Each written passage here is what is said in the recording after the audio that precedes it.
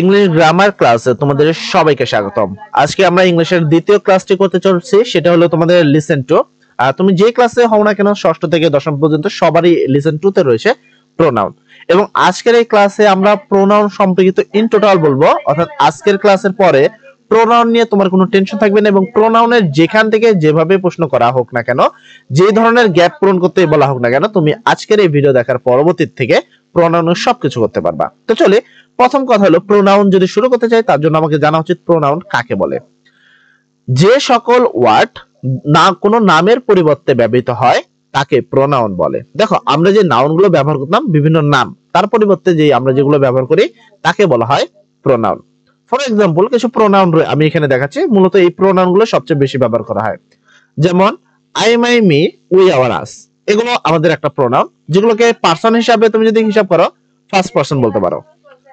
তারপর হলো you R your, এটাকে তুমি ধরতে পারো সেকেন্ড পারসন, ঠিক আছে? এটা হলো তোমাদের কি person? You your second person. তারপর he, his, him, she, her, they, their, them, এগুলো সবই হলো থার্ড পারসন, অর্থাৎ এটিসি বলতে আরো কিন্তু অনেক রয়েছে যেগুলোকে আমরা থার্ড পারসন বলি। আচ্ছা, তো প্রোনাউন আসলে কি? মূলত এই যে ওয়ার্ড গুলো তোমরা দেখতে পাচ্ছ, এগুলো মূলত আসলে প্রোনাউন বলতে মূল প্রোনাউন এটাকে ধরা হয়। তবে প্রোনাউনের অনেক প্রকারভেদ রয়েছে, এবার আমরা সেই বিষয়গুলো নিয়ে কথা বলবো। দেখো, তো আসলে এখানে হি, ছেলের পরিবর্তে হি বসে, এখন কোন একটা নাম দিয়ে তোমাকে বলো যে তার প্রোনাউন ব্যবহার করো, তো সেক্ষেত্রে আমরা বসাবো হি। মেয়ে হলে সি, প্লোরাল হলে আমরা কি বসাবো? দে। কোথায় কোনটা বসাবো এটার ডিটেইলিং এ কিন্তু আমরা বলবো। তার আগে আমরা আসি প্রথম কথা, যে প্রোনাউন কত প্রকার। প্রোনাউন টোটাল 8 প্রকার। এট ফার্স্ট হলো personal pronoun, demonstrative pronoun, relative pronoun, interrogative pronoun, indefinite pronoun, distribute pronoun, রিপ্লেসিভ বা ইম্পারেটিভ প্রোনাউন এবং রেসিপ্রোকাল প্রোনাউন। এই টোটাল 8 প্রকার প্রোনাউন আমাদের টোটাল গ্রামাটিক্যাল বইয়ে রয়েছে। অর্থাৎ তুমি যদি ষষ্ঠ থেকে বিএসসি লেভেল পর্যন্ত চলে যাও, তারপরও তোমাকে এই 8 প্রকার প্রোনাউনই পড়তে হবে, অর্থাৎ এর বেশি কোনো প্রোনাউন নেই। এবার কথা হলো প্রথম প্রোনাউন, সেটা হলো পার্সোনাল প্রোনাউন, পার্সোনাল প্রোনাউন। আচ্ছা, পার্সোনাল প্রোনাউনটা কি সেটা যদি আমরা খেয়াল করি, যে প্রোনাউন কোনো ব্যক্তি বা বস্তুর পরিবর্তে বসে তাকে পার্সোনাল প্রোনাউন বলে। তাহলে বিষয়টা বুঝো, যে প্রোনাউন গুলো, ঠিক আছে, কোনো ব্যক্তি বা বস্তুর পরিবর্তে বসে তাকে বলা হয় পার্সোনাল প্রোনাউন। যেমন আমরা ফর এক্সাম্পল হিসেবে প্রথমে যে এক্সাম্পল গুলো দিলাম, এবং এইটা আসলে মূলত প্রোনাউন হিসেবে ম্যাক্সিমাম ক্ষেত্রে এই জিনিসটাই বসে, ঠিক আছে? I, my, me, we, our, us, ঠিক আছে, you your, he, his, him, she her, they, their, them, এগুলো হলো মূলত প্রোনাউন ফ্রম। এটা হলো কি? Personal pronoun. পার্সোনাল প্রোনাউন বলতে তুমি মূলত এই কটাকে বুঝবা। এবং তোমাদের এই প্রোনাউন গুলোর ব্যবহার সবচেয়ে বেশি, পার্সোনাল প্রোনাউনের কিন্তু ব্যবহার গুলো সবচেয়ে বেশি থাকে। আর পরবর্তী, এখানে দেখো নামের পরিবর্তে, এখানে কিন্তু আমি কথাটা তোমাকে একটু বুঝিয়ে দিই, যে প্রোনাউন গুলো কি কোনো নামের পরিবর্তে ব্যক্তি বা বস্তুর নাম। দেখো, যদি কোনো ছেলের নাম হয়, ধরো আমার নাম রাসেল, তো আমার পরিবর্তে কোন নাম প্রোনাউন হবে? তো নামের পরিবর্তে ছেলের ক্ষেত্রে হয় হি, হিজ, হিম, এই তিনটা হয় ছেলেদের ক্ষেত্রে। তো এটা বলা হচ্ছে তোমার কি? ছেলেদের নামের পরিবর্তে হি, হিজ, হিম বসে, তো এটা হলো কি? তোমার পার্সোনাল প্রোনাউন। তারপরে শি, হার, এটা হলো মেয়েদের নামের পরিবর্তে, যে কোনো একটা মেয়ে তুমি ধরে নিতে পারো, শোভা হতে পারে, যে কোনো একটা নাম তুমি ব্যবহার করতে মেয়েদের, সেক্ষেত্রে তাদের পরিবর্তে শি অথবা হার বসে। আর যে কোনো প্লোরাল কোনো কিছু হলে তাদের পরিবর্তে দে, দেয়ার, দেম বসে। আর পরবর্তী প্রোনাউন হলো ডেমনস্ট্রেটিভ প্রোনাউন। আচ্ছা, ডেমনস্ট্রেটিভ প্রোনাউন জিনিসটা কি? যে প্রোনাউন দূরের বা কাছের কোনো বস্তুকে, যে প্রোনাউন দূরের বা কাছের কোনো ব্যক্তি, বস্তু বা প্রাণীকে নির্দেশ করে এবং তার পরিবর্তে ব্যবহৃত হয় তাকে ডেমনস্ট্রেটিভ প্রোনাউন বলে। আচ্ছা, ডেমনস্ট্রেটিভ প্রোনাউনটা কি? যেগুলো দূরের কোনো ব্যক্তি বস্তু, আমরা কিন্তু অনেকগুলো জিনিসকে দূরের, দেখুন ওই দেখো তাল গাছ, আমরা কিন্তু এইভাবে বলি, ওই, এই, ওইগুলো, এরকম দূরের দূরের কোনো কিছু বা কাছের এই যেগুলো, এগুলো আমরা বুঝাই, সেগুলো বলা হয় কি? তোমার ডেমনস্ট্রেটিভ প্রোনাউন। যেমন হলো দিস, দোস, ঠিক আছে, দ্যাট, তারপর দোস। দিস অর্থ হলো এই, দ্যাট অর্থ হলো ওই, ঠিক আছে, দোজ অর্থ হলো এগুলো, আর দোজ অর্থ হলো ওগুলো। তো এই চারটা আছে, এই চারটাকে আমরা বলি ডেমনস্ট্রেটিভ প্রোনাউন। আচ্ছা, তারপর হলো রিলেটিভ প্রোনাউন। কি? রিলেটিভ প্রোনাউন, যে সকল প্রোনাউন পূর্বে উল্লেখিত কোনো নাউন এর পরে বসে, মানে পূর্বে উল্লেখিত কোনো নাউনের পরে বসে, তার সহিত সম্পর্ক স্থাপন করে এবং সে সঙ্গে দুটি সেন্টেন্সকে যুক্ত করে, তাকে রিলেটিভ প্রোনাউন বলে। তো রিলেটিভ প্রোনাউন জিনিসটাকে, যে তার পূর্বে তোমার প্রথমত পূর্বে কি থাকবে, পূর্বে থাকবে নাউন অর্থাৎ কারো নাম থাকবে, পূর্বে থাকবে নাউন এবং নাউনের পরে কিন্তু সেই প্রোনাউনটা বসে। আর তাও আবার কি দুইটা সেন্টেন্সের মধ্যে কি করবে, সংযোগ স্থাপন করবে। সহজ কথা হলো কোনগুলো রিলেটিভ প্রোনাউন, আমরা যদি সেগুলোর একটু এক্সাম্পল গুলো দেখি, who, which, what, where, whom, how, এইগুলো সব হলো রিলেটিভ প্রোনাউন। এগুলোকে কিন্তু আরো একটা তোমরা এই ওয়ার্ডগুলোর সাথে তোমরা পরিচয় থাকতে পারো, বিভিন্ন ধরনের প্রশ্ন করার ক্ষেত্রে কিন্তু এগুলো ব্যবহার করা হয়। তবে এটা কোন জায়গায় বসে তার উপরে ডিপেন্ড করে। এবার কথা হলো রিলেটিভ প্রোনাউন কিভাবে হয়। এদের মধ্যে বলছে দুইটা সেন্টেন্সের সাথে সংযুক্ত করবে এবং নাউনের পরে বসবে। আচ্ছা এই বিষয়টা আমি বলি, যেমন এখানে যদি দেখি আই স দা ফিশারম্যান, আমি একটা জেলেকে দেখলাম। দেখো হু, যে, ওয়াজ, এখানে দেখো ওয়াজ ক্যাচিং ফিশ, যে কি করছিল, মাছ ধরছিল।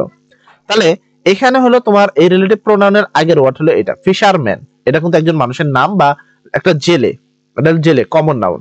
তো তার পরিবর্তে কি বসছে, হু, তাহলে কি নাউনের পরে বসলো এবং কি করলো, দুইটা সেন্টেন্সের মধ্যে সম্পর্ক। দেখো এটা হলো আই স এ ফিশারম্যান, আমি একজন কি জেলেকে দেখলাম। ওয়াজ ক্যাচিং ফিশ, যে কি করছিল, মাছ ধরছিল। তাহলে এখানে দুইটা আলাদা সেন্টেন্স, যার মাঝখানে হু বসে কি করছে, দুজনকে কি করছে, যুক্ত করেছে। বুঝা গেল? তারপরে দিস ইজ দ্য হাউস, এটা হলো হাউস, হুইচ, যেটা, ঠিক আছে, আই ওয়ান্ট টু বাই, যেটা আমি কি করতে চাই, ক্রয় করতে চাই। তাহলে আই ওয়ান্ট টু বাই এবং কি হাউস, এই পুরোটাই কি আলাদা আলাদা সেন্টেন্স, যেটা কি এই হুইচ দ্বারা কানেক্ট করা হয়েছে। এবং তার আগে যেটা আছে হাউস, হাউস হলো তোমার কি একটা কমন নাউন, সেক্ষেত্রে এটা কিন্তু একটা নাম। তারপর দেখো, তারপর বলা হয়েছে উই হেল্প দ্য গার্ল, আমরা কি করি, মেয়েকে সাহায্য করি। উই হেল্প দ্য গার্ল, আমরা মেয়েকে সাহায্য করেছিলাম। দোষ, যাতে ফাদার ডেট, যার কি বাবা, তোমার যার বাবা মারা গেছিল লাস্ট ইয়ার, যার বাবা গত বছরে মারা গিয়েছিল। তো এর পরবর্তীতে যদি দেখো ইন্টারোগেটিভ প্রোনাউন, আমি যেমনটা বললাম ইন্টারোগেটিভ প্রোনাউন। তো ইন্টারোগেটিভ প্রোনাউন, যে প্রোনাউন কোনো প্রশ্ন জিজ্ঞাসা করতে ব্যবহৃত হয়, ঠিক আছে, তাকে বলা হয় interrogative pronoun. For example who, which, what, where, home, how, এইগুলোই কিন্তু আবার রিলেটিভ প্রোনাউনে ছিল। তুমি যদি ভালো করে খেয়াল করো, রিলেটিভ প্রোনাউন এবং ইন্টারোগেটিভ প্রোনাউন কিন্তু এক্সাম্পল গুলো সেম। এখানে যে এক্সাম্পল, এই ইন্টারোগেটিভ প্রোনাউন কিন্তু সেম এক্সাম্পল গুলো থাকে। এখন ব্যবধানটা কি, রিলেটিভ প্রোনাউনে সেন্টেন্সটা সবসময় মাঝখানে বসে, আর ইন্টারোগেটিভ প্রোনাউনে সেন্টেন্সটা সবসময় কোথায় বসে, শুরুতে বসে, এবং সেটা দ্বারা কি করা হয়, কোশ্চেন করা হয়। ঠিক আছে? তাহলে এবার আমরা যদি এক্সাম্পল খেয়াল করি, ফর এক্সাম্পল উদাহরণস্বরূপ এখানে দেখো হোয়াট ডু ইউ ওয়ান্ট, তুমি কি চাও। সেক্ষেত্রে হোয়াটটা অ্যাকচুয়ালি কি প্রশ্ন করতে ব্যবহার করা হয়েছে। ঠিক আছে? তারপরে হু ডিড দ্য ওয়ার্ক, কে কাজটি করতে পারবে বা কে কাজটি করেছিল। সেক্ষেত্রে হুটাকে সাবজেক্টের জায়গায় বসেছে বা প্রশ্ন করতে ব্যবহার করা হয়েছে।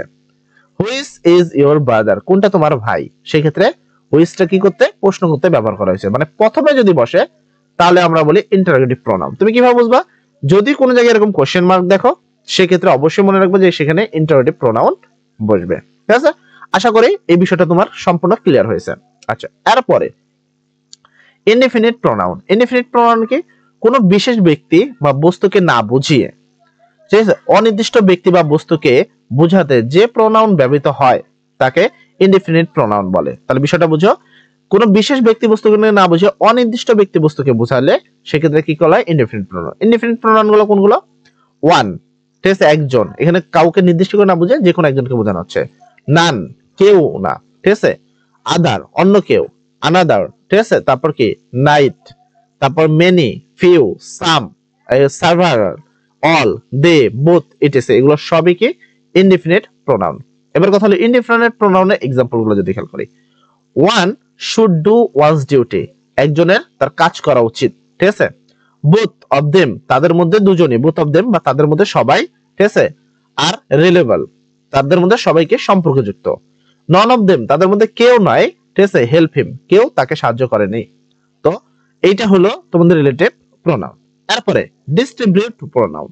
এবার কথা হলো ডিস্ট্রিবিউট প্রোনাউন কি। দেখো এই পুরো গ্রামাটিক্যালটা কিন্তু আমাদের নিজের হাতে তৈরি করা, এবং তোমাদের জন্য আমরা সম্পূর্ণ জিনিসটা নিজের হাতে লিখে তোমাদেরকে দেখাচ্ছি, যেন অন্তত আমি আমার ভাষায় তোমাকে বোঝাতে পারি, ঠিক আছে, যে কোনটা আসলে কিভাবে বোঝায়।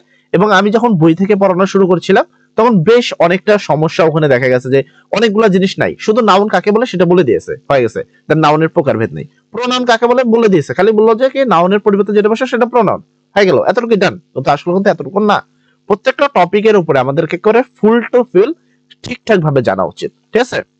তো সেক্ষেত্রে দেখো ডিস্ট্রিবিউট প্রোনাউন কি, যে প্রোনাউন দুই বা ততোধিক ব্যক্তি বস্তুর মধ্যে প্রত্যেককে পৃথকভাবে প্রকাশ করে তাকে ডিস্ট্রিবিউট প্রোনাউন বলে, প্রত্যেককে। তো ডিস্ট্রিবিউট প্রোনাউনের example each, either, every, neither, etc. এখানে বলছে এচ অফ দ্য বয়েজ, বয়েজের মধ্যে এই বালকটি, এচ মানে এই বা এখন, ঠিক আছে। তাহলে এচ অফ দ্য বয়েজ, বালকের মধ্যে এই বালকটি উইল গেট এ পেন, যে কি পেন বা কলমটি পেয়েছে। নাইদার অফ টু পেন্স, মানে দুইটা পেনের মধ্যে, ঠিক আছে, উইল ডু কাজ করেছে, এই আইদার সরি, তারপর neither of the two pens is good, ঠিক আছে, এখানে দুইটার মধ্যে কোনোটাই ভালো না বা দুইটাই ভালো, ঠিক আছে। তো এটাকে বলা হয় ডিস্ট্রিবিউট প্রোনাউন। আশা করি তুমি ডিস্ট্রিবিউট প্রোনাউন বিষয়টি বুঝতে পেরেছো। আচ্ছা, এর পরবর্তী হলো রিফ্লেক্সিভ বা ইমপ্যাথিক প্রোনাউন। আচ্ছা, রিফ্লেক্সিভ প্রোনাউন কাকে বলে? পার্সোনাল প্রোনাউনের সঙ্গে সেলফ বা সেলফস যুক্ত হলে কোন প্রোনাউন যখন অবজেক্টের স্থানে গ্রহণ করে এবং পশ্চাতে ফিরে পুনরায় সাবজেক্টকে নির্দেশ করে তখন তাকে রিফ্লেক্সিভ প্রোনাউন বলে। সোজা বাংলায়, ঠিক আছে, যে কোনো কিছুর সাথে বা যে কোনো প্রোনাউনের সাথে যখন সেলফ বা সেলফস বসে তখন আমরা তাকে বলবো রিফ্লেক্সিভ প্রোনাউন। যেমন ধরো মাই এর সাথে self, myself, yourself, ঠিক আছে, হিম সেলফ, তারপর কি herself, your, ourself, ourselves, themselves, etc, এগুলো সবই কি রিফ্লেক্সিভ প্রোনাউন। এগুলোকে সবগুলোকে রিফ্লেক্সিভ প্রোনাউন বলা হয়। যেমন আই হার্ট মাই সেলফ, আমি আমার কি করে, আমি আমাকেই ব্যথা দিই বা আঘাত করি। উই হেল্প আওয়ার সেলফ, আমাদের নিজেরকে সাহায্য করো করি। We have to done it self, yourself, ঠিক আছে। তারপর কি এখানে তুমি যদি ভালো করে খেয়াল করো, এখানে দেখো ইওর সেলফ যে রয়েছে সে কিন্তু রিফ্লেক্সিভ প্রোনাউন। তারপর এখানে কি ইওর সেলফ, এটাও কিন্তু তোমার কি রিফ্লেক্সিভ প্রোনাউন। এখানে দেখো রয়েছে এটাও রিফ্লেক্সিভ প্রোনাউন। দেম সেলফস, এটা হলো কি রিফ্লেক্সিভ প্রোনাউন। এই বিষয়গুলোকে তোমাকে বুঝতে হবে।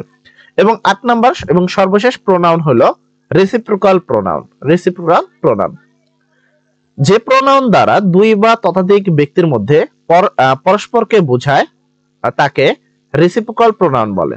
যেমন এচ আদার, দেখো ওইটা এটার মধ্যে একটুখানি পার্থক্য আছে, ওইটা ছিল এচ আর এটা আছে এচ আদার, ঠিক আছে, ওয়ান আনাদার, এগুলো সবই হলো কি রেসিপ্রোকাল প্রোনাউন। যেমন ধরো the two boys struck each other, তারপর হলো দে হেল্প অন আদার। তো এগুলোকে বলা হয় রেসিপ্রোকাল প্রোনাউন। তো আজকের ক্লাসে আমরা প্রোনাউন সম্পর্কিত টোটাল ডিটেইলিং বললাম এবং প্রোনাউন কিভাবে কি হয় আশা করি সব বিষয়টা বুঝলাম। এবার আসি প্রোনাউনের ছোট্ট কিছু ব্যবহার, আমি তোমাদের দেখানোর সুবিধার্থে কিছু এক্সাম্পল নিচ্ছি। সাপোজ ধরো এখানে আমার নাম রয়েছে রাসেল, ঠিক আছে, ইট ফুট, আচ্ছা ইট ফুট, আমি এটা লিখলাম, দেন আমি একটা কমা দিলাম আর এখানে কিছু ডট ডট দিলাম, মানে এখানে কিছু একটা বসাতে হবে তোমাকে। তো এটা তুমি কি বসাবে এটা তুমি না জানো, তোমার অনুসারে তুমি এখানে বসাবা। ধরো এরকম প্রশ্নে যেরকম থাকে এরকম একটা ডট ডট দিলাম, দেন আমি লিখলাম, ঠিক আছে, ধরো ড্রিঙ্ক ওয়াটার, এটা আমি লিখলাম ড্রিঙ্ক ওয়াটার, আমি জাস্ট তোমাকে বোঝানোর চেষ্টা করতেছি ড্রিঙ্ক ওয়াটার। তো সেই অনুসারে তুমি কি লিখবা। এবার দেখো এখানে তোমাকে একটা প্রোনাউন বসাতে হবে। প্রোনাউন শুধুমাত্র জানলে হবে না, প্রোনাউনের ব্যাপারটা বুঝতে হবে। এখানে তুমি নিজস্ব একটা প্রোনাউন বসাবা। তো কি প্রোনাউন বসাবা? এখানে দেখো কি আছে রাসেল, রাসেল হলো একটা ছেলে মানুষ এবং ছেলের পরিবর্তে এখানে কি প্রোনাউন বসে, ছেলের পরিবর্তে বসে হি, তার মানে এখানে প্রোনাউনটা হবে হি। এবার আমি যদি এটাকে চেঞ্জ করে আমি একটা মেয়ের নাম লিখে দিচ্ছি, সাপোজ আমি এখানে কি লিখছি, একটা মেয়ের নাম, সাপোজ আমি এখানে লিখে দিচ্ছি শোভা, আচ্ছা শোভা, আচ্ছা শোভা, তারপর আমি এখানে যদি লিখি দেখো সেক্ষেত্রে এখানে কি প্রোনাউন বসবে, সেখানে কিন্তু এখানে আর হি প্রোনাউন বসবে না। তাহলে শোভা ইট ফুড, দেন একটা প্রোনাউন তোমাকে বসাতে হবে ড্রিঙ্ক ওয়াটার, এবং কি করছে পান পানি করছে। এবার শোভার পরিবর্তে আসলে এখানে কি প্রোনাউন বসে, এরকম কিন্তু তোমাদের গ্যাপ থাকবে এবং বিশেষ করে ষষ্ঠ থেকে অষ্টম শ্রেণীর ছাত্রদের এই গ্যাপগুলো প্রচুর পরিমাণে থাকবে, ঠিক আছে। তো তোমাদের জন্য জানতে হবে এখানে শোভা, দেখো শোভা একটা মেয়ে মানুষ, তার পরিবর্তে প্রোনাউন বসাতে হবে তোমাকে শি, দেন এটা কিন্তু ডান হয়ে গেল। আচ্ছা, তারপরে ধরো এখানে তুমি একটা বস্তু বা আদার্স কিছু একটা রাখলো, ধরো ট্রি অর্থাৎ গাছ, ঠিক আছে, ট্রি, আচ্ছা একটু সরি এখানে আমি একটু টাইপিং এর সমস্যা আছে। ট্রি মেক ফুড, কারণ টি তো খেতে পারবে না, সেক্ষেত্রে ট্রি মেক ইট ফুড, আচ্ছা আচ্ছা এরকম ধরো, ঠিক আছে। তো সেক্ষেত্রে দেখো ট্রি, ট্রি কিন্তু আর কোনো ছেলেও না কোনো মেয়েও না, সেক্ষেত্রে আমরা এখানে কি বসাবো, সেক্ষেত্রে আমরা এখানে বসাবো ইট, বস্তু হইলে ইট বা ছেলে মেয়ে ব্যতীত অন্য কিছু হলে ইট। এবার আরেকটা বিষয় হলো প্লোরাল হতে পারে, ধরো এখানে আমি একটা এস লাগিয়ে দিলাম, ট্রিস মানে অনেকগুলো গাছ, সেক্ষেত্রে আমাকে এখানে লিখতে হবে প্লুরাল ফর্ম হলে তোমাকে এখানে লিখতে হবে কি, প্লুরাল ফর্ম হলে তোমাকে এখানে লিখতে হবে দে। তো এই হলো আমাদের টোটাল আসলে ব্যবহার, ঠিক আছে, কিভাবে আমরা প্রোনাউন গুলো গ্যাবের মাঝখানে বসাতে পারি। আশা করি তোমরা আমাদের সম্পূর্ণ প্রশ্নটি বুঝতে পেরেছো, এবং বুঝতে কোনো সমস্যা থাকলে অবশ্যই কমেন্ট সেকশনে বলবা প্রবলেম ভাইয়া, সেক্ষেত্রে আমি তোমাদের বুঝিয়ে দেব। তো সবাই ভালো থাকো, সবার জন্য দোয়া করি। আসসালামু আলাইকুম।